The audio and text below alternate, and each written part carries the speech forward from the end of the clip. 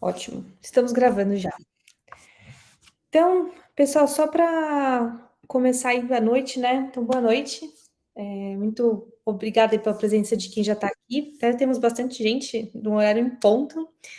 A única coisa que eu vou lembrar é que esse é o último plantão, porém, a disciplina tem até dia 21, né? Próxima sexta-feira, aberta, e vocês podem tirar as dúvidas até quando precisar, e vocês vão ter os nossos e-mails, né? Para caso precise tirar as dúvidas no futuro, tá? Uma coisa que a Sara mandou aqui no chat, já vou comentar, senão eu vou esquecer. Ela perguntou se a gente podia disponibilizar os artigos da palestra do professor Gustavo.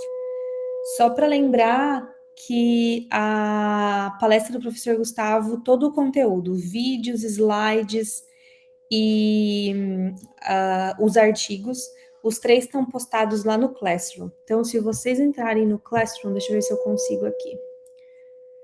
Vocês estão vendo? Ah, vocês não estão vendo minha tela. Deixa eu ver se eu consigo. Aqui. Agora sim vocês vão conseguir ver. Então, nessa tela aqui, que é a do Classroom, né, de vocês podem ir em atividades.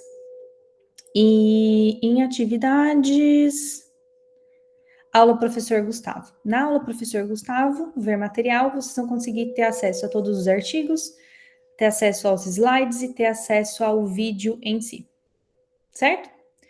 Espero que todo mundo encontre bem aí. Mas acho que é bem simples. Deixa eu voltar na tela de apresentação.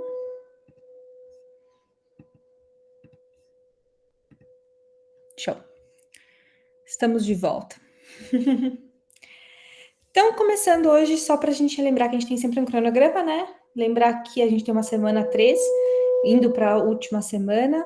Temos as nossas reflexões que eu trouxe, que nós vamos falar de membros inferiores, avaliação e liberação miofascial.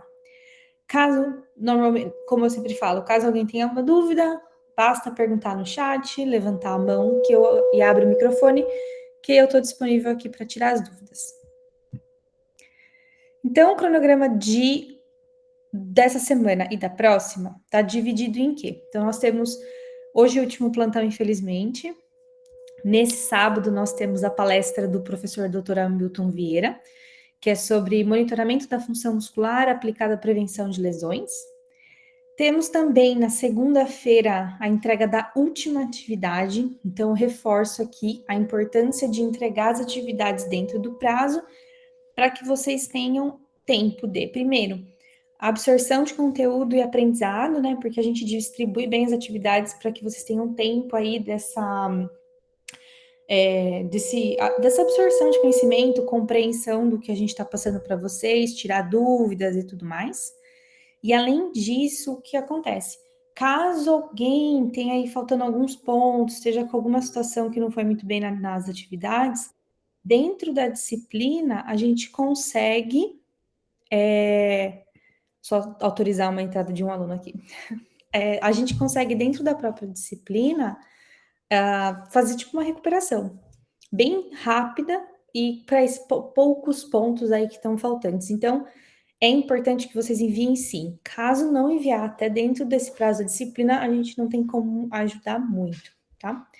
Lembrando que essa semana vai ser liberado aí acho que na verdade, começo da semana que vem, mas nós vamos liberar o questionário de satisfação, que só por responder vale 10 pontos, e nós temos a atividade colaborativa, que é opcional.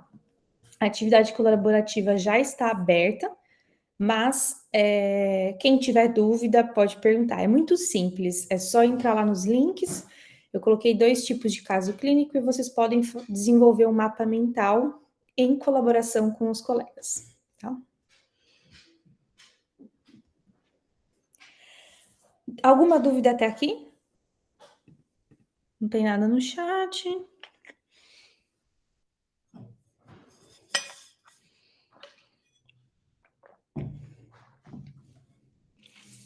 Ótimo. Então, vou prosseguir.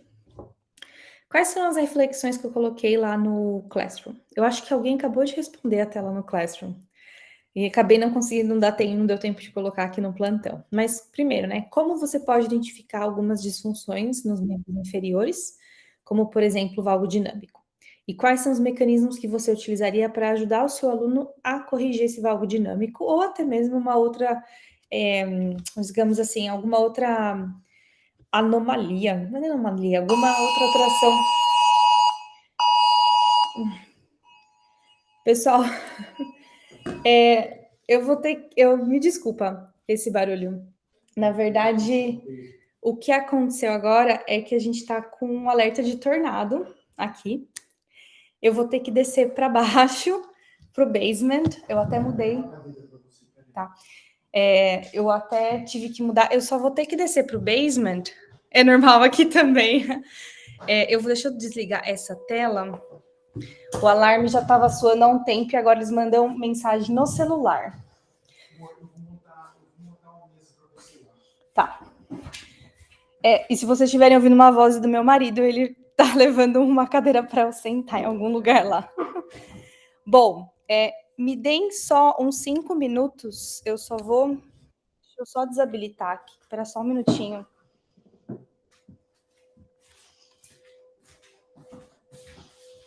Ai, ai.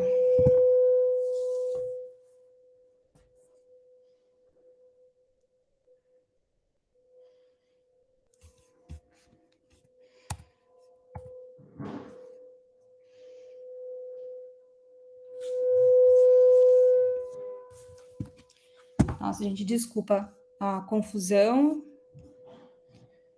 e essa barulheira toda. Não sei se vocês estão conseguindo ouvir.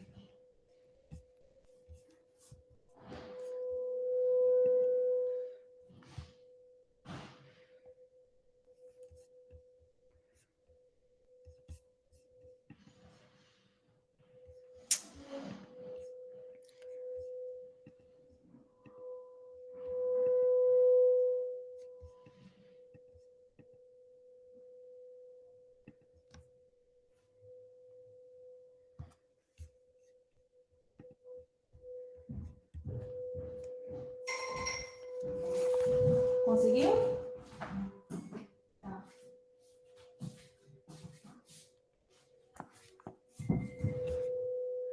Gente, eu não sei se vocês estão me ouvindo, mas eu perdi completamente a tela. Aqui, desculpa. Aí, achei vocês. Me deem mais 5 minutos. Eu vou descer aqui pro porão e já venho. Me desculpem mesmo.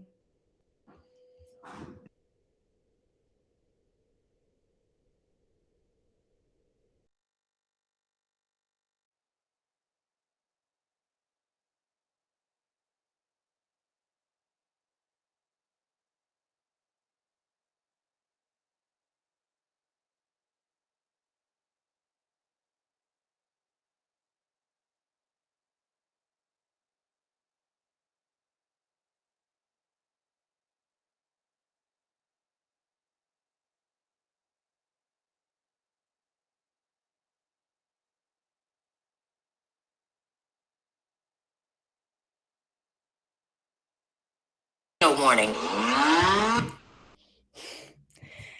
Bom, pessoal, acho que eu voltei aqui. Mil desculpas.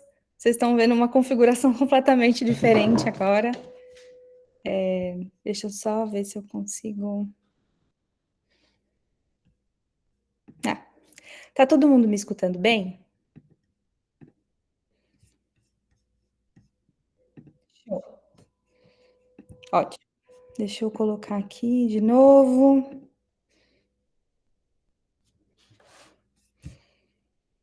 Ótimo. Pessoal, desculpa o barulho e a confusão. Se meu celular apitar alguma coisa louca, não se preocupem, é só porque aqui eles são bastante precavidos em relação a esses alertas, então pode ser que dê algum novo alerta no meu celular, tá bom? E é por isso que é importante até ter sempre do lado, porque são essas coisas que a gente não consegue prever. Então, continuando aqui a palestra. Estava lembrando da palestra que eu gostava, a aula, ou o plantão. Então, como que a gente consegue aí identificar o valgo dinâmico ou identificar até mesmo outras alterações em movimentos que são bem funcionais, né? Que são bem no nosso dia a dia. Então, por exemplo, se vocês observarem aqui, e o Gustavo falou disso da palestra dele, é o teste de descida de degrau.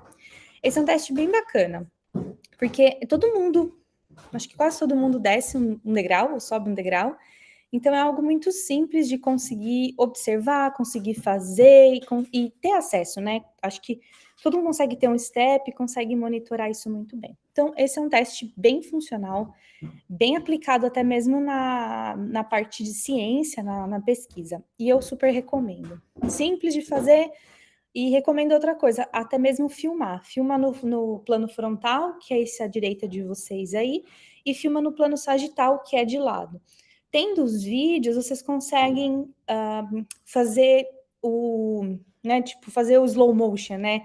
Fazer o vídeo devagar, e aí vocês conseguem identificar melhor, vocês conseguem entender qual a angulação que está acontecendo, pequenos, às vezes, desvios que você não tinha visto a olho nu. Então, eu recomendo muito, e recomendo até mesmo fazer um antes e depois fazer sei lá, uma semana depois, um mês depois, para ver a intervenção se foi eficaz, tá? Outra coisa que eu acho super legal é só sentar e levantar, ver como que a pessoa está levantando, sentando.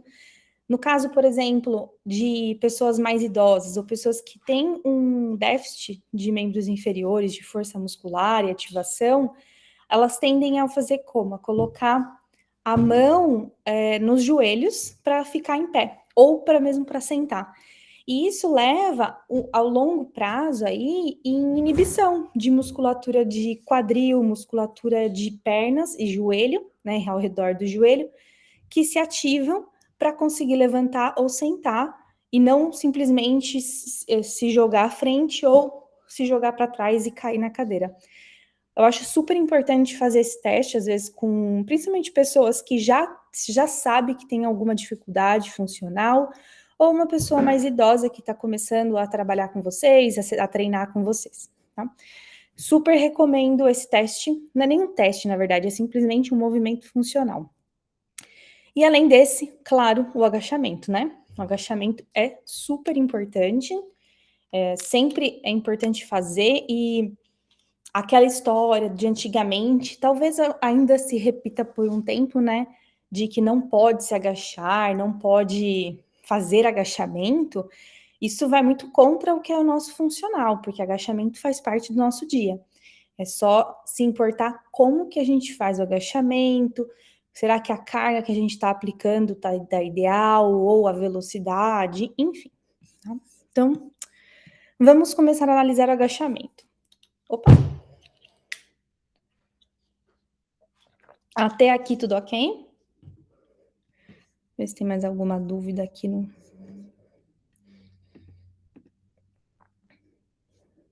Ótimo. Vi umas mãozinhas aí, então vou continuar. Então, acho que para quem já chegou quase lá no final do e-book na leitura e passou pela parte de agachamento, viu que eu fiz bastante ponderação, comentários, de um apanhado da literatura sobre agachamento.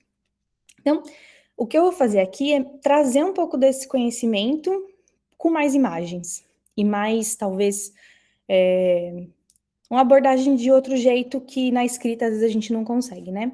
Então, por exemplo, aqui tem esse cara aqui agachando, como vocês podem ver na imagem da esquerda de vocês, ele tá com o joelho apontando, digamos, mais lateralmente a ponta do pé, e na imagem da direita ele tá com o joelho mais para dentro.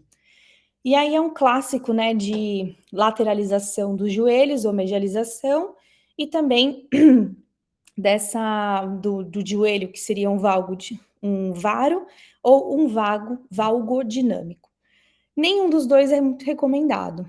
Tem algumas considerações, talvez, aí pro da esquerda, mas não pro da direita, que é que é esse valgo do joelho. E é importante, então, sempre analisar que esse joelho, a ponta dos joelhos, ela deve descer em correlação ou na mesma linha aí das pontas dos pés, pelo menos na mesma, né, na mesma direção, seja para frente, para o lado, independente, mas na mesma linha. E outro modelo interessante é olhar essa mulher aqui da direita de vocês, o tanto que ela vai com o joelho à frente, porque o tronco dela não vai tanto à frente. E isso, a gente sabe que um pouco, passar um tanto lá, tem até uma medida específica que alguns artigos chegaram, o passar um pouco o joelho à frente do pé é normal, é necessário, mas não tanto, não é um exagero como nessa foto. E por que isso acontece? Quer dizer, por que isso não é legal? Porque quanto mais o joelho vai à frente da ponta do pé, mais aumenta a força de contato entre patela e fêmur, que é exatamente onde tem muito contato, quando tem mais momento ali para conseguir ter maior pressão. Então, isso a gente pode desenvolver ao longo de muitos anos alguma condromalácia, algum problema de retináculos, tipo uma inflamação, quando a gente começa a fazer muito esse padrão, tá? E aí é observar, será que nessa pessoa tá faltando ativação de glúteos, de sensores de coluna? O que tá acontecendo que essa pessoa não consegue manter essa posição, tá? Já aqui eu acho bem legal, porque não existe o certo e errado, existe o que a gente quer de fato ativar ou trabalhar naquele momento durante o treino. Por exemplo, na relação aqui é o tronco. Eu tentei desenhar umas linhas e foi muito difícil achar fotos boas na internet para fazer isso, mas acho que tá no caminho de ficar claro para vocês. Então, no caso da imagem da esquerda, é uma mulher, né? A mesma mulher, ela tá fazendo agachamento, porém o tronco tá muito à frente. Então, o centro de gravidade dela, que eu não coloquei aqui, mas representei por essa linha amarela, ele se desloca muito à frente. E isso faz com que gere sempre um momento de resistência, um braço de momento de resistência do quadril até esse centro de gravidade muito grande. Então, essa linha verde aqui, não sei se está todo mundo enxergando bem, mas esse é o braço do momento da resistência, que é o BMR, tá aqui até no slide para vocês. Isso acontece, quando isso acontece, existe uma exigência, um requerimento maior dos músculos que vão estar ao redor dessa região, que é o quadril. No caso, glúteos e isquiotibiais, né? Então, por exemplo, quem faz aí exercício terra na academia, muito provavelmente já percebeu que para fazer o agachamento terra e que o tronco vai muito à frente, tem que ter uma boa ativação de glúteos e isquiotibiais para manter o movimento e também extensores da coluna, tá? Então, é bem nítido no agachamento terra os músculos que vão sendo trabalhados. No entanto, quando a gente consegue jogar o tronco mais atrás, ou quando o exercício nos permite jogar o tronco mais para trás, isso vai com o passar desse centro de gravidade que vai se deslocando para trás, vai aumentando o braço do momento de resistência do joelho. E com isso, passa-se a ter uma exigência um pouco maior dos músculos ao redor do joelho, no caso, quadríceps. Então fica claro que quando a gente faz esse agachamento, tipo, acho que é o agachamento russo, existe uma ativação de glúteos, tibiais, mas existe ativação de quadríceps. Desculpa de novo, gente, os barulhos do celular aqui para Tornado warning. Pronto. Desconsiderem esses barulhos. Por aqui, até esse ponto do tronco, vocês conseguem entender essa diferença? Porque isso é super crucial, independente se isso é uma academia, independente se isso é no estúdio de yoga, fazendo agachamento, ou se é num centro de reabilitação, seja até mesmo para sistema neurológico. Tá? Fica clara essa alteração do tronco, mudando o centro de gravidade do corpo e alterando essa ativação muscular?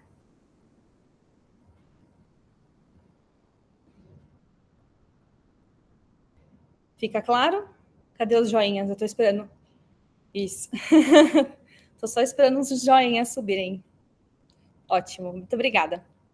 E qualquer dúvida me parem, porque às vezes eu engato mesmo a falar dessas coisas, mas eu não quero que vocês percam o conhecimento, né, no meio do caminho aí, para a gente não deixar ninguém para trás nesse desenvolvimento.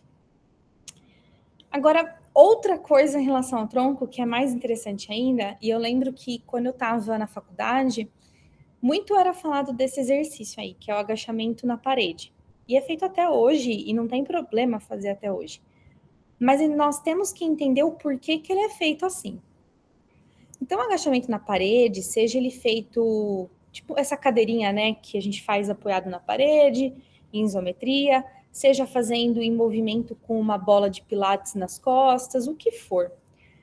O que ele faz? Quando a gente está fazendo esse movimento, notem que o pé está muito à frente. E para a gente não deslizar o pé à frente, existe uma força muito importante chamada atrito. E esse atrito, eu até desenhei aqui na seta embaixo para vocês, nesse diagrama de forças. Essa força de atrito é o que vai impedir com que o pé deslize à frente. Por isso que por isso que existe esse atrito e tudo mais, mas é ele que é importante a gente considerar aqui. Porque além desse atrito, vai ter a força nossa, claro, de que a gente está aplicando um peso, uma força, enfim, contra o solo, e esse solo responde contra a gente, tá? Que é essa força aqui de reação do solo, e isso gera uma resultante no final das contas. A resultante é uma vermelha aqui que eu tentei representar no desenho. E essa força resultante, ela é na diagonal direcionada ao nosso corpo. E quanto maior o atrito, quanto mais eu tento empurrar meu pé para frente, maior é o atrito, e essa força resultante vai sendo cada vez mais direcionada para a parede, digamos assim, ou em direção ao tronco da pessoa. E essa força resultante, quando a gente desenha ela e vê, nós entendemos que o braço do momento de resistência para o joelho, ele fica muito grande em relação ao do quadril. E quanto maior essa força do atrito, quanto mais eu empurro o pé à frente, e lógico, o pé não desliza, né? Mais ainda eu aumento o braço de momento de resistência do joelho, gerando ainda mais ativação do quadríceps. Bom, então, cadeirinha na parede, independente se eu estou parada, isometria, independente se eu estou com uma bola suíça fazendo movimento, gera uma grande ativação de quadríceps. Ok. Isso é bom ou é ruim? Depende da situação. Por que depende? Porque umas pessoas que já têm uma probabilidade ou já existe alguma coisa que nós sabemos no joelho, que entre a patela e o fêmur existe uma inflamação, existe uma perda de cartilagem aí pequena, mas existe. E normalmente essas pessoas elas apresentam aquela, tipo, parece uma areia dentro do joelho quando faz o movimento, e essa areia na frente mesmo, que é como se fosse uma areia retropatelar, né? Ou pessoas que têm dor anterior do joelho ou retropatelar.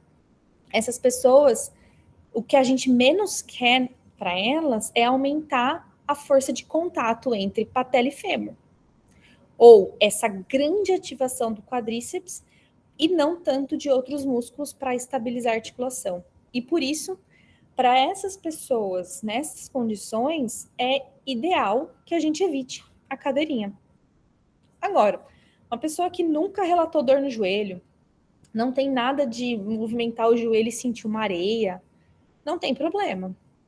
Esse é um exercício muito bom para ativar quadríceps. Mas, novamente, até que ponto que a gente vai colocar as pessoas em risco, em detrimento, né, de risco, em favor de trazer uma maior ativação do quadríceps, sendo que vários outros exercícios também podem trazer uma boa ativação desse músculo, tá? Então, esse é um outro fator importante a ser considerado. Aqui eu trago algumas alterações que a gente tem que ficar de olho durante um agachamento. Por exemplo, quando a coluna faz esse arco, né, que é essa hiperlordose, junto com a antiversão pélvica, ou quando faz a hipolordose ou retificação da lombar, junto com uma retroversão pélvica, que nós vimos na aula passada. Além disso, o tronco muito à frente no agachamento, não tem tanta estabilidade, força em extensores de tronco e quadril para ficar numa posição um pouco mais reta. E quando a pessoa não consegue levantar os armos, os braços aqui, que pode existir aí uma fraqueza de estabilizadores de escápula. Então, é importante que vocês aprendam que durante os exercícios que às vezes vocês mesmos estão prescrevendo, às vezes observa-se um padrão que naquela pessoa que não é o que a gente recomenda, no que a gente fala que é o mais saudável. E isso pode dar dica para vocês do que está faltando implementar no treino. Às vezes falta implementar previamente no aquecimento um exercício de ativação, sei lá, um exercício de ativação escapular, um exercício de ativação de glúteos, alguma coisa nesse sentido. Ou não, poxa, será que está faltando eu melhorar esse treinamento e fortalecer esses grupos musculares de fato e não só ativar? Enfim, aí fica a critério dependendo de cada aluno que vocês tiverem ou pacientes, mas isso é super importante de ser observado. Agora, da aula da palestra do professor Gustavo, ele falou bastante do valgo dinâmico. Eu só trouxe aqui para reforçar a ideia, né, do tanto que isso é importante, e lembrando que mulheres são muito mais propensas a terem o valgo dinâmico por conta da anatomia, né, da pelve um pouco mais alargada, que coloca em disfunção os rotadores externos aí do quadril e, portanto, facilita essa biomecânica, né, do valgo dinâmico ou essa rotação interna do quadril e junto com essa abdução. Por isso é bom ficar atento, especialmente para mulheres, mas não é porque é especialmente para mulheres que os homens não terão. É claro que todo mundo está propenso e às vezes não tem nem um motivo de fato, é simplesmente porque a pessoa não sabe o que é o movimento correto e sem querer acaba fazendo, acostumou e se adaptou a isso, tá? Então, aqui é importante lembrar. E outras coisas envolvidas no valgo dinâmico, além da rotação interna e a abdução do quadril, é a rotação interna de tíbia, às vezes o pé chato, né, que é o arco do pé que se desaba, e a queda da pelve contralateral, tá? Deixa eu ver aqui. A Sara está perguntando: professora, por que o exercício apresentado no slide anterior, agachamento com bola na frente, é tão preconizado? Agachamento com a bola na frente. Sara, qual exercício? Ah, na parede. Ah, eu li errado. Desculpa, com a bola na parede. Desculpa. Porque eu te confesso que eu também não entendo muito. Eu sei que quando eu estava na faculdade e tive estágio, né, no próprio estágio a gente fazia muito esse exercício. Eu acredito, da minha cabeça mesmo de experiência, não consigo comprovar isso, que isso veio de que lá atrás, problemas no joelho, seja dor, seja a síndrome femoro-patelar que mal se sabia sobre ela, tendinite do tendão patelar, todos esses problemas era-se muito associado a somente fraqueza do quadríceps. É isso que eu entendo. Quer dizer, era isso que antes era se falado, né? E de fato era falado. Até mesmo osteoartrite, a gente sabe há muitos anos que existe uma fraqueza, né? Qualquer pessoa de fato que tem uma dor no joelho, a gente sabe que gera uma inibição nervosa mesmo naquela região e que inibe a musculatura do quadríceps. Isso é padrão. Quase todas as pessoas que têm uma dor crônica de joelho vão ter fraqueza de quadríceps. Então, eu entendo que por conta desses anos aí, sabendo disso e vendo que esse exercício é um excelente ativador de quadríceps, foi se implementado na reabilitação. E aí, claro, o que está na reabilitação está na academia e vice-versa. Então foi colocado-se muito. E também tem todo um negócio ainda, eu já vi até mesmo nos últimos tempos, fazendo esse exercício da cadeirinha com peso no joelho, para mostrar que a pessoa está muito forte, e enfim, faz-se muitos esportes. Porém, quando a biomecânica ela vai sendo, vai se aprofundando nos exercícios e demora, né? Tem hora que demora para a biomecânica se atualizar por meio dos artigos científicos, porque fazer estudos com ativação eletromiográfica, ativação muscular, não são estudos simples. E é tão difícil de padronizar, fazer não só a coleta, mas a análise, que a gente depende de que muitos artigos sejam publicados sobre aquele assunto para que nós acreditemos de fato naquela informação. Então, acho que a gente trouxe desse passado. Ainda bem que hoje a biomecânica já, os estudos biomecânicos já alcançaram e já falam para a gente hoje que esse é um exercício que aumenta muito o estresse nessa articulação, por diversos modelos matemáticos, já foi comprovado, e hoje a gente sabe disso. No entanto, nós sabemos que no mercado existe um déficit de que as pessoas vão atrás de ciência, de atualização, e existe muita procura do que está na moda. O que está na moda de exercício fazer? Então, até tudo isso ser alcançado e de fato falar, já temos esse conhecimento bem fundamentado e na prática já é realizado, demoram-se anos e anos, né? Então, por exemplo, eu lembro que quando eu estava, entre o último ano da faculdade até o meu primeiro ano de atuação mesmo como profissional, estava falando na ciência sobre o glúteo médio. Falando-se na ciência, mas na reabilitação era muito novo ainda.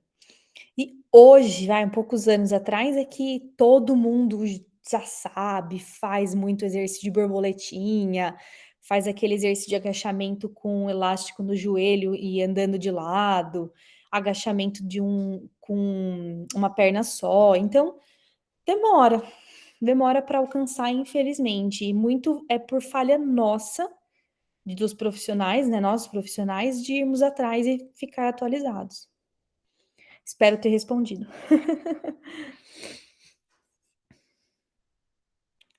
Mas, novamente, isso é o que eu entendo pela minha vivência.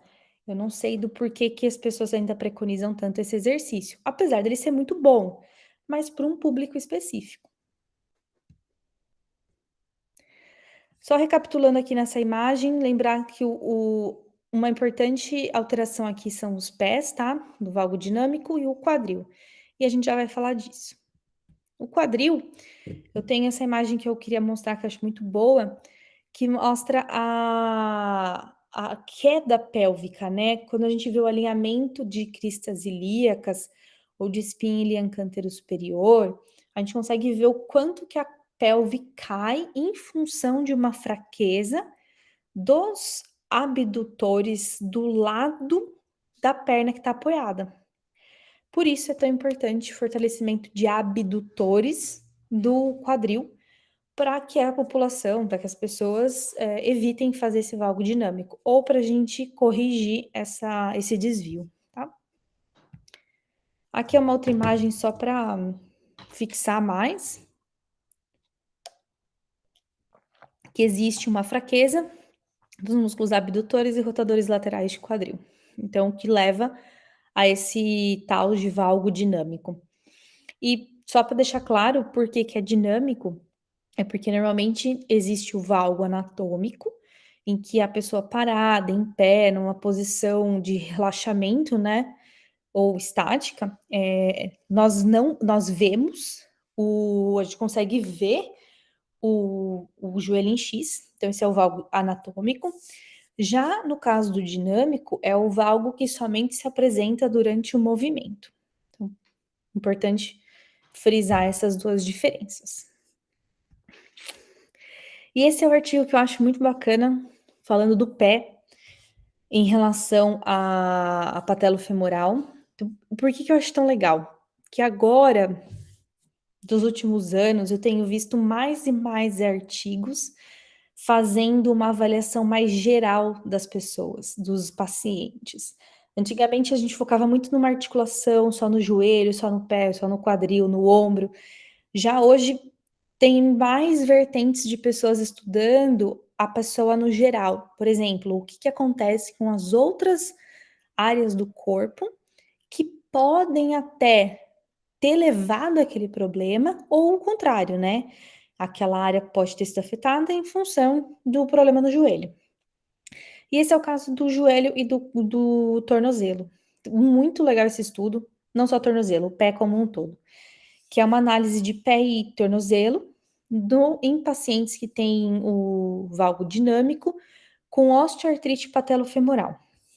É um estudo de 2018. Bom, esse é um estudo que eles analisaram força, mobilidade, estabilidade do tornozelo e pé, quando essas pessoas tinham essa condição clínica. E o que eles viram? Que, primeiro, eles têm uma grande mobilidade dos pés, o que entende-se por falta de estabilidade, tá? Não é porque, né, que é móvel que vai ser sempre bom. Na verdade, é que falta uma estabilidade entre as articulações do pé e falta de mobilidade no tornozelo. Então, aí que entra a sacada de se fazer um bom fortalecimento, uma boa ativação dos músculos intrínsecos do pé e manter uma boa mobilidade de dorsiflexão e flexão plantar. Então, são os dois lados aí que a gente precisa analisar e trabalhar. Eu não sei se vocês viram, tem algum lugar do meu e-book, eu não vou lembrar onde, falando do core do pé. Eu não lembro se tá no e-book, alguém lembra? Eu lembro que eu tenho conteúdo sobre isso, mas eu não sei se está na apostila. Mas de qualquer forma, vou mencionar aqui, né? O Não, até assim, porque eu falo de fascite plantar. Lá no fascite plantar vai ter. Então, mesma coisa para fascite plantar, como para esses pacientes aqui. Quando se falta estabilidade dentro ali da região do pé, né, em todos aqueles ossinhos e articulações, existe o trabalho do core do pé, ou, né, um trabalho de fortalecimento de músculos intrínsecos. E existe uma infinidade de exercícios hoje, e é super bacana de se realizar, e perceber o tanto que isso melhora a estabilidade do corpo como um todo, tendo um pé mais estável, tá? Então, isso é super importante, não só para quem tem pé chato, mas também para quem tem pé com arco alto. Independente, estabilidade é sempre importante, tá? Até aqui, tudo bem?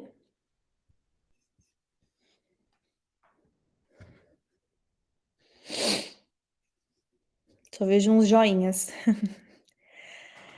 Ótimo. Continuando. Trouxe algumas condições clínicas relacionadas a membros inferiores, os nomes, né? Para falarmos aí por cima e fecharmos esse conhecimento ou essa conversa sobre membros inferiores. Porque nem tudo é só valgo dinâmico.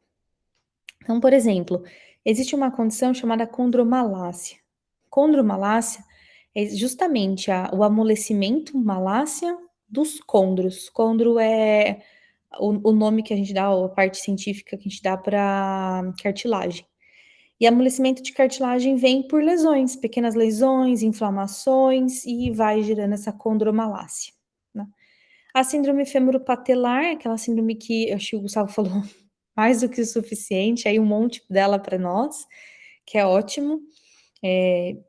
Síndrome patelofemoral ou femoropatelar, independente, as duas estão certas, mas essa condição clínica aí de dor anterior no joelho ou retropatelar, e que gera bastante desconforto, é associado ao valgo dinâmico, à queda da pelve, e eu geralmente eu chamo de síndrome do cinema, que a pessoa fala que vai no cinema, fica 2 horas sentadas, levanta, tá com dor no joelho.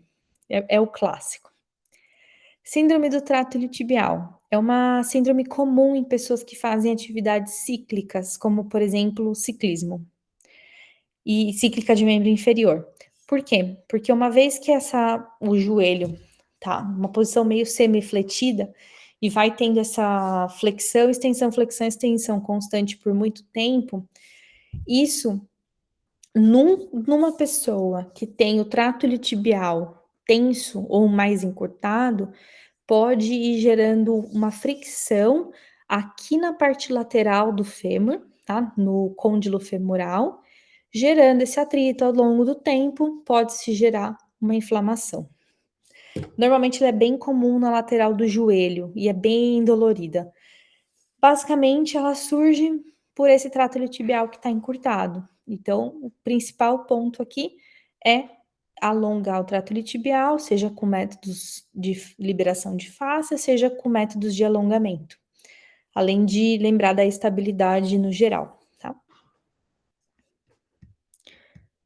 Sacroileite é uma outra condição bastante comum. Tenho visto bastante pessoas aí reclamando disso e surgindo mais esse nome nas conversas clínicas. Essa é uma condição em que acontece uma inflamação entre sacro e ilho, que é bem na junção ou na articulação dos dois. E facilmente a gente consegue identificar porque a pessoa relata dor nos um lado ou dois da lombar bem baixa. Então, às vezes a pessoa acha até que é lombar, mas é um pouco mais embaixo e está relacionado aquele pontinho que a gente vê atrás, que é a espinha ilíaca posterior superior. Ou melhor, né, quando a gente fala que as pessoas têm aquela, tipo uma covinha atrás das costas, é mais ou menos naquela região. Então, essa é uma dor bem chata, bem incômoda, tá muito associada à falta de mobilidade, no quadril, que a pessoa às vezes fica tanto numa mesma posição, numa posição muito travada o dia inteiro, não treina a mobilidade da pelve em relação ao sacro e à coluna, e isso vai gerando uma inflamação ao longo do tempo, tá? Então, a sacroileite é super comum, importantíssimo ficar de olho, porque quando ela começa, ela pode ser bem chata, bem dolorida. Então, é ideal que seja analisado, que seja identificado do motivo.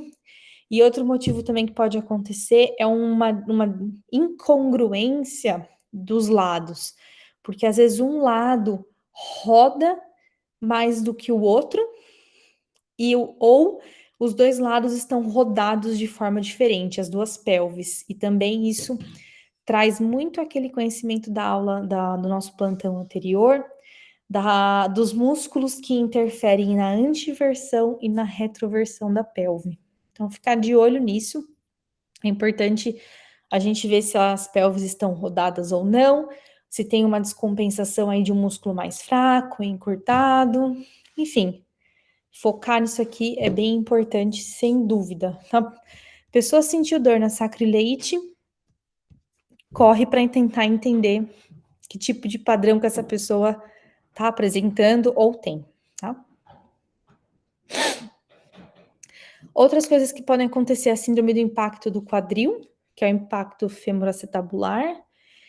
Isso aí é claro que na parte clínica a gente consegue fazer bastante coisa, mas tem algumas condições que são cirúrgicas, porque a síndrome do impacto pode surgir por um problema no acetábulo ou às vezes um problema no fêmur, né, na cabeça do fêmur que está entrando no acetábulo. E por isso, às vezes tem que ser cirúrgico, mas na clínica a gente consegue bem ponderar, fazer bastante coisa de liberação do quadril com elásticos e proporcionar um alívio para conseguir executar movimentos. E a dor, geralmente, ela é bem anterior no quadril, é uma pontada, e às vezes as pessoas sentem muito no final do agachamento. Por fim, a bursite. Bursite é aquela dor na lateral do quadril, justamente por conta da bursa, e que está sendo ali provavelmente sofrendo muito atrito, está sendo muito apertada e está inflamada. Pode ser até mesmo, tem gente que tem a síndrome do trato iliotibial no joelho e tem bursite superior, ou só tem a bursite, às vezes por conta do trato que passa pela região da bursite, da bursa, levando a esse atrito maior e a consequente inflamação. Tá, falei de um monte de coisa, um monte de coisa. Mas como que a gente pode corrigir?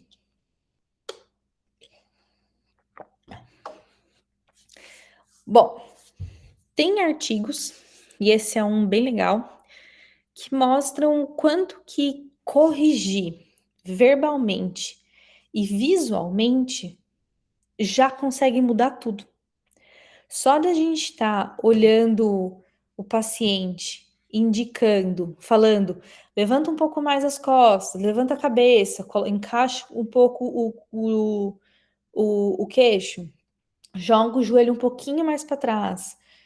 Tudo isso são pequenas alterações que às vezes a gente é capaz de fazer, mas falta um profissional para olhar e guiar. Aí a pessoa pode aprender e ela mesma consegue se corrigir por meio de espelhos, ou corrigir por meio de vídeos, tirar foto. Então isso é super legal, tá? Deixa eu só ver que acho que tem dúvida aqui.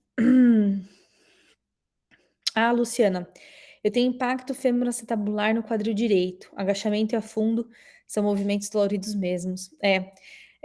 Luciana, depois até eu esqueci de indicar, deixa eu ver, tem um Instagram, deixa eu ver se acho que chama Squat University. Deixa eu ver.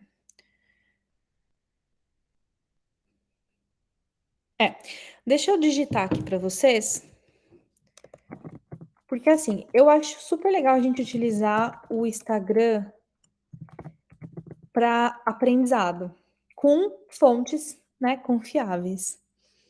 É isso mesmo. Esse Instagram, ele tá em inglês, infelizmente, mas eles têm bastante, acho que se não me engano, eles têm vídeos no YouTube em português, pelo que eu tinha visto a última vez. Mas é um cara que faz vídeos sobre agachamento, mas também outras coisas, agora ele expandiu. E ele fala muito sobre pessoas que chegam ali com uma certa dor na academia e nos movimentos, e ele faz pequenas modificações, pequenos exercícios de estabilidade, e a pessoa faz de novo o exercício e melhora. E isso ajuda mesmo. Eu vejo assim, o tanto que esse Instagram ele é bastante confiável, porque muita coisa eu vejo na ciência baseado mesmo, ele tem bastante base. E o que a Luciana tá falando é legal, porque de fato essa pessoa tem bastante dor no quadril durante esses dois movimentos, afundo e agachamento. E às vezes, só de fazer um agachamento com um elástico no quadril, puxando para lateral, já dá às vezes um alívio, ou em diagonal para baixo. Às vezes só um pequeno ajuste com uma banda elástica, uma faixa elástica, consegue ajudar aí em uns movimentos a ser mais livre, sem dor, depois que tira, parece que corrige.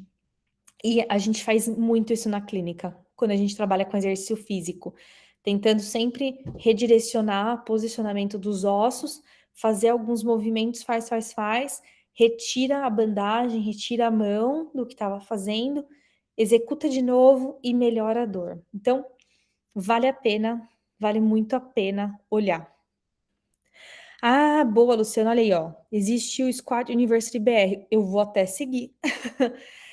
Mas é muito bom esse Instagram. Eu recomendo para quem trabalha com exercícios, quaisquer que sejam eles, vale a pena. Só para retomar aqui na correção e no feedback, hoje se fala muito do verbal e visual. Quer dizer, se fala há muito tempo. Hoje em dia, existe uma mudança também para o feedback auditório, que é o feedback que você ouve e vai entendendo onde tem que mudar. E essa é a minha área de pesquisa agora. Então, é uma área super legal trabalhar com feedback, correção de movimento motor ou correção do controle motor. E vale muito a pena dar uma olhada nisso, porque o feedback que a gente consegue dar para as pessoas, independente se é verbal, se é visual ou se é auditivo, é muito, muito, muito promissor. É muito bacana de ver que às vezes não era fraqueza, às vezes não era um encurtamento que a gente achava, era só corrigir, e nessa correção a pessoa mesmo vai se treinando. Muito legal. E para finalizar o tema aí de membros inferiores, alguns exercícios que estão na apostila, talvez com umas imagens diferentes. Eu gosto muito destes aqui, e não é porque eu só gosto de fazer, é porque eu vejo que na literatura a ativação elétrica dos músculos é muito alta. Então, por exemplo, para glúteo médio e máximo, existe a abdução lateral mesmo, só que com o pé rodado para baixo, né, o quadril rodado para medial. Ponte lateral, independente se apoia no joelho, apoia na mão, mas ponte lateral. Agachamento unilateral, pé à frente ou pé atrás, também é bem interessante. Abdução de quadril andando de lado com um elástico, bacana. E um que eu acho interessante para às vezes ativar é ficar na parede, com essa posição que a mulher tá, né? Com o joelho acima, e empurrar a parede com a perna que está no chão. E aí sente bastante a região lateral do quadril sendo ativada. Outra coisa interessante de se falar é o foco mental intencional. E tem um artigo que mostra essa diferença, que eu coloquei ali embaixo. Ah, não, coloquei aqui em cima. Que é o seguinte: quando a gente está fazendo um exercício e nós focamos em ativar a musculatura que a gente está buscando ser ativada, isso muda o tanto que a musculatura ativa.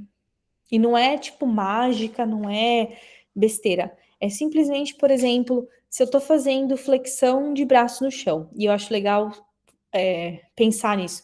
Quando a gente faz a flexão de braço, a gente pode colocar as mãos no chão e fazer força para empurrar as mãos, afastar as mãos, e nesse movimento, o atrito que eu tô causando, ou melhor, a força de atrito que eu tô causando, isso faz com que o tríceps seja um músculo mais ativado. E ao contrário, se eu tentar fazer uma força para fechar as mãos, mas eu não mudo a mão de posição, o músculo que mais vai ser ativado é o bíceps. Então, são coisas importantes da gente ficar de olho, tá?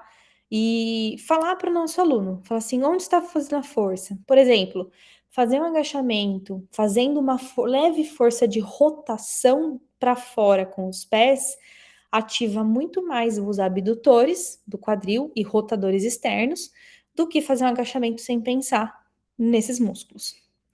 Ou, por exemplo, subir num step. Se a gente sobe a escada jogando o tronco à frente, a gente mais vai ser levado para cima pelo impulso do que por força. Mas se nós colocarmos o pé no degrau e fizermos forças no calcanhar e de fato empurrar para cima com o pé, aí sim os músculos do glúteo, o glúteo máximo, vai ser muito bem ativado para levantar a gente para o degrau. Tá?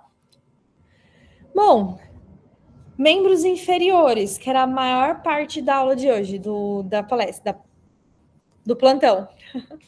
Alguma dúvida até aqui?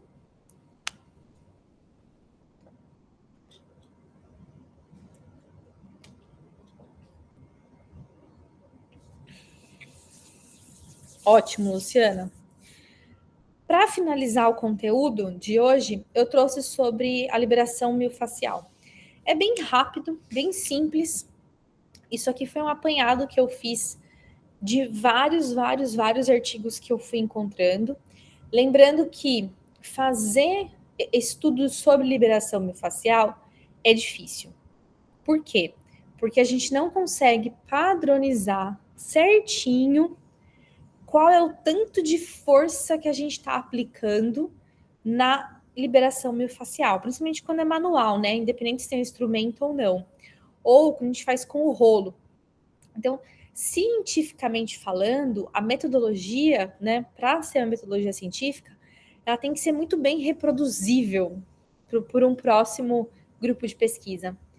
E na liberação miofascial é difícil, por isso que a gente não consegue ter tantos artigos assim. Ah, mas quer dizer que então ela é boa e não achamos, e a ciência não consegue mostrar? Não estou falando isso. E do mesmo jeito que eu não estou falando que a liberação miofascial é ruim. A única coisa que eu quero ponderar é os estudos científicos sobre liberação miofascial são muito difíceis da gente conseguir comparar com todos eles e, de fato, trazer uma informação e bater o martelo. Porque a gente não consegue controlar tanto a força, tanto o do rolo, né, o quanto que a gente vai fazer. Então, por isso a gente tem que ter uma cabeça pensativa, né, uma cabeça mais racional nesse momento para analisar se vai ser bom ou não liberação miofascial. Tá? Então, as revisões que eu vi aí, poucos estudos de fato com qualidade mostram sua eficácia. E parece que ela é útil para quê, né? Pelo que eu vi aí nos artigos. Dor lombar crônica. Não que tem que fazer a liberação na lombar. A liberação miofascial de grupos musculares pode trazer o alívio da dor lombar crônica. Lembra que eu falei daquele músculo lá, o ilio-psoas, que conecta no fêmur e lá nas vértebras lombares? Esse músculo é um importante, às vezes, de ser liberado. Importante na fibromialgia, fascite plantar, encurtamento de disco tibiais, dor de cabeça e pós-cirúrgico de câncer de mama. E por que às vezes a fáscia fica aí comprometida? Porque existem às vezes traumas físicos que a gente recebe na região, tem lesões de estiramento repetitivo que a gente causa, às vezes numa região, e por uma inflamação. Isso tudo pode levar a uma contratura dessa fáscia. Então, qualquer trauma que a gente sofra, qualquer dor crônica, problemas, desvios posturais, o que for, pode resultar numa fáscia mais contraída, mais contraturada, e por isso que gera todo esse problema aí de dor da fáscia também. Para aplicação, o que eu vi aí nos estudos, e fiz um agrupamento para vocês, um resumo. Pode melhorar, sim, a curto prazo a flexibilidade, então por isso que às vezes fazer o rolo lá, ou liberar na mão, e daí faz um alongamento e fala, nossa, melhorei o alongamento, porque de fato melhora essa flexibilidade a curto prazo.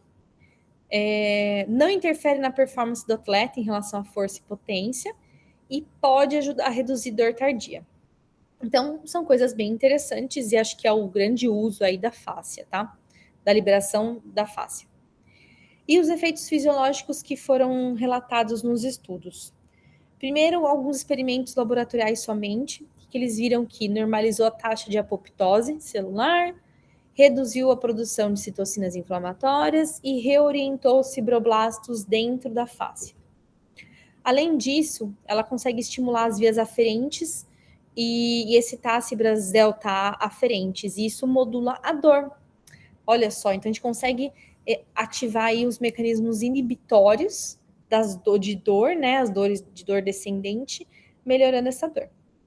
Aumenta o fluxo sanguíneo por conta de produção de óxido nítrico. Como que isso acontece? Quando a gente tem o capilar sanguíneo lá, né, bonitinho, passando, quer dizer, o sangue passando no capilar sanguíneo, ele está passando com a sua pressão e tá aquele calibre. Quando a gente faz a compressão da fáscia, esse capilar comprime. E a pressão que está vindo o sangue não mudou, está vindo na mesma pressão. Por isso que, quando comprime, existe um atrito entre sangue e o capilar sanguíneo. Nesse atrito, libera óxido nítrico e promove o relaxamento muscular desses capilares, por isso que existe a vasodilatação. Então, aumenta o fluxo sanguíneo. Reduz a viscosidade dos fluidos intracelulares e estimula os órgãos tendinosos de Golgi. Lembram deles da aula, acho que a aula passada, né? Que é quando estimulados aí pela liberação, reduz a taxa de disparo da unidade motora, e o que reduz a tensão muscular. Então, temos alguns efeitos fisiológicos já comprovados aí do que acontece e que permite a gente aplicar a liberação miofascial em determinadas situações aí para melhora aí do nosso aluno, do paciente. Muito bem. Bom, pessoal, de conteúdo, era isso que eu tinha para trazer hoje. Eu nem acredito que eu terminei na hora, mesmo rolando aqui um alerta de tornado. Eu acho que eu dei uma corrida aí no meio da parte dos exercícios ali no finalzinho. Alguém tem alguma dúvida? Estamos tranquilos? Estamos tranquilos para fazer a tarefa 3, para conduzir aí uma reabilitação nessa área ou conduzir uma prevenção de lesões nessa área?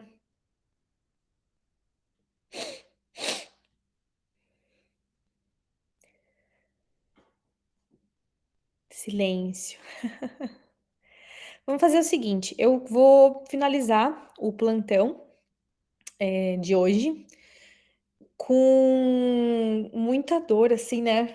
O último plantão é sempre mais doloroso, porque a gente perde esse contato de síncrono, porém, nós mantemos o contato profissional, então eu deixo aberto o meu e-mail. É claro que vocês têm a disciplina ainda para finalizar e tem como tirar dúvidas, óbvio que pode, né? E deve. Mas o meu contato fica com vocês têm meu e-mail lá da plataforma, pode pegar, me manda e-mail quando precisar. Eu sempre estou de olho no e-mail, essa é uma das coisas que a gente mais fica atento aqui. Ah, que legal, Luciana falando que adora o assunto da face e não sabia dos efeitos. Sim, e eu acho que vão descobrir mais, mas como eu falei, é uma pesquisa mais difícil de ser realizada. Eu entendo as dificuldades dessas áreas. Bom, então para finalizar, a última coisa que eu queria trazer para vocês é esse slide. Eu queria agradecer muito a presença de vocês, participação nos plantões, participação nas dúvidas enviadas no mural, no comentário particular. Eu sempre aprendo muito quando vocês perguntam, porque me incentiva cada vez mais o meu lado crítico de entender, de ir atrás, de pesquisar. E eu termino com essas 3 fotos, que são as fotos da minha família, os meus sogros, meus pais e eu e meu marido.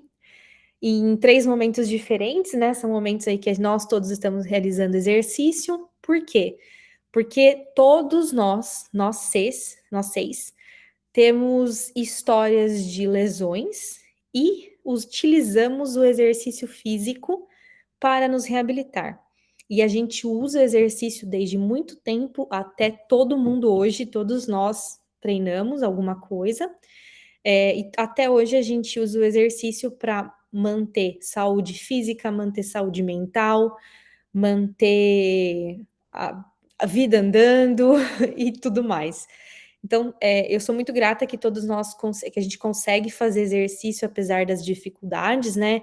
Então, por exemplo, os meus sogros já têm bem mais de 60 anos e correm aí até 21 quilômetros, já correm entre 10 e 20 quilômetros, depende aí como que estão, já se machucaram nesse processo, já se machucaram, nada relacionado à corrida, e estão aí firmes e fortes, e são pessoas que se dedicam muito ao esporte, a corrida e musculação como base para se fortalecer e se manter bem na corrida, isso é muito legal. Inclusive, um deles ouviu já que nunca mais ele poderia fazer um monte de coisa por problemas na coluna e está aí super bem até hoje. Mesma coisa, minha mãe e meu padrasto, os dois também treinam academia e meu padrasto joga tênis e estão super bem e se mantêm com exercício, e sempre que existe um problema, por exemplo, trava a coluna, acontece alguma coisa, Eles sempre pensam que eles sabem hoje que o exercício é o meio pelo qual eles vão ficar melhor. E eu e meu marido, a gente sempre também se mantém muito nessa. A gente sabe a importância do exercício e nós dois já utilizamos muito exercício para nos reabilitarmos, né? Então isso me dá mais forças. Eu sou muito grata de ter uma família que tá que ouve a gente, que entende e que progride bastante dentro do exercício, principalmente para saúde mental aí nossa. Espero muito que com essa disciplina, com os plantões, principalmente no meu caso, né, que eu consegui ter compartilhado o pouco que eu sei e que deixo a porta aberta para compartilhar mais ainda outras coisas, e no que eu puder ajudar nessa área aí de exercício físico, reabilitação, prevenção, estou aqui para o que precisar. Agradeço todo mundo. Obrigada aí, pessoal, que está mandando mensagem no chat. Espero que vocês tenham uma excelente noite. Não deixem de se atualizar lá com as atividades, do que estiver faltando. Eu que agradeço, pessoal. Muito obrigada. Fico feliz que vocês estejam aproveitando, gostando, que é o mais importante, que vocês saiam daqui cada vez mais com a cabeça mais crítica, cada vez mais instigados a estudar mais, buscar mais conhecimento e saindo daqui melhores, né? Melhores profissionais. Ótima noite para todo mundo. Vejo vocês no restante da disciplina. Tchau, pessoal.